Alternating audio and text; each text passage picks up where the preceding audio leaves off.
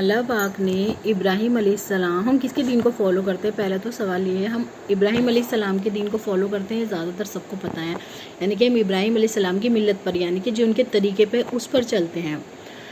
اور جب اللہ پاک نے ابراہیم علیہ السلام کی آزمائشیں لی، ان کی چاہے کتنی بھی آزمائشیں لی، چھوٹا پیپر تھا یا بڑا پیپر تھا، وہ ساری آزمائشوں میں پاس ہوئے، انہوں نے کسی بھی آزمائش میں وہ فیل نہیں ہوئے۔ ایسے اکلوتے نبی ہیں جو کسی بھی آزمائش میں فیل نہیں ہوئے، تو ان کو پھر اللہ پاک نے لیڈر بنایا۔ اللہ پاک نے کہا کہ اب تمہیں اللہ پاک تمام جہانوں کے انسانوں کا لیڈر بناتا ہے، یعنی کہ تمام جہانوں کے لیے جتنے بھی انسان آئیں گے سب کے آپ لیڈر ہو۔ تو اللہ پاک نے ان کو اتنا بڑا رتبہ کیوں دیا؟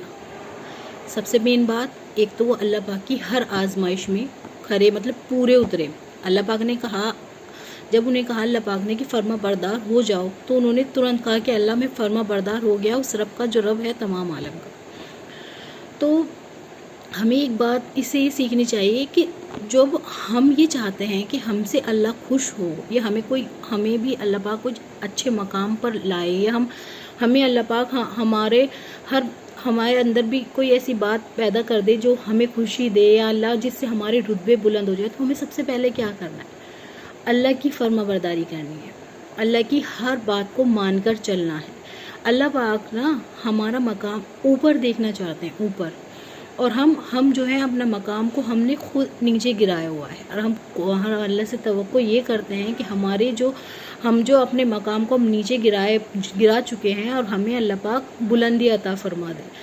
بلندیاں بھی تو تبھی ہوں گی نا جب ہم اپنے مقام کو اٹھائیں گے، اپنے آپ کو پہچانیں گے، غور کریں گے کہ ان کو اللہ پاک نے اتنا اونچا مقام، اتنا اونچا مرتبہ کیوں دیا اللہ پاک نے ان کو لیڈر، پورے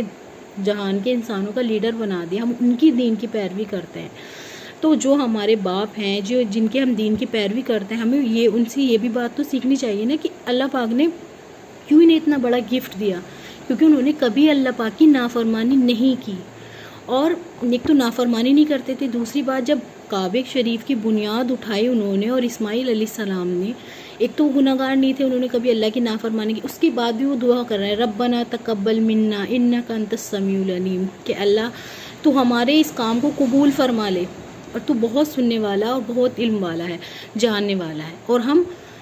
ہم جو ہے، ایک تو ہم دعائیں نہیں مانگتے اللہ سے، اگر جو ہم نماز پڑھتے ہیں تو ہمیں یہ دعا ضرور مانگنی چاہیے، ربنا تقبل منا، کہ اللہ تو ہماری نماز کو قبول فرما لے۔ ہمیں کیا پتہ ہماری نماز قبول ہوئی نہیں ہوئی، تو ہمیں دعا کرنی چاہیے۔ اور ہم کچھ بھی نیکی کا کام کریں، اتنا سا بھی نیکی کا کام کریں، تو ہمیں یہ دعا مانگنی چاہیے، ربنا تقبل منا، اللہ تو اسے قبول فرما لے۔ ہمیں کیا پتہ، جب اتنے بڑے نبی دعائیں مانگ رہے ہیں اپنے اعمال کو قبول کرنے کے لیے، ہمیں تو ہر وقت مانگنی چاہیے، کیونکہ ہم تو اتنا گناہ کرتے ہیں، ہم نے تو اپنے مقام جو ہے بالکل نیچے گرا رکھا ہے۔ اللہ پاک نے، جب ہم پڑھتے ہیں نا، تو ہمیں جب پتہ چلتا ہے کہ ہم اپنے مقام سے کتنے نیچے گر گئے ہیں، یا ہم کہاں کھڑے ہیں، ہمیں کہاں ہونا چاہیے تھا، ہم اپنے آپ کو پہچانتے ہی نہیں ہیں۔ حضور کی سیرت ہم نہیں پڑھتے۔ ابراہیم علیہ السلام کو اللہ نے خود چنا،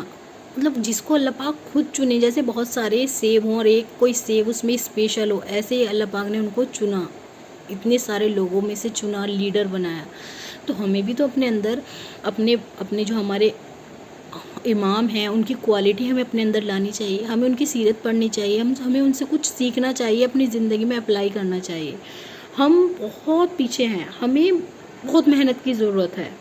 اور ہمیں یہ دعا مانگتے رہنا چاہیے، ربنا تقبل منا انک انت السمیع العلیم، اللہ پاک جو بھی ہم کر رہے ہیں اسے قبول فرما لے، پتہ نہیں ہم کیسا بھی کر رہے ہیں اسے تو قبول فرما لے۔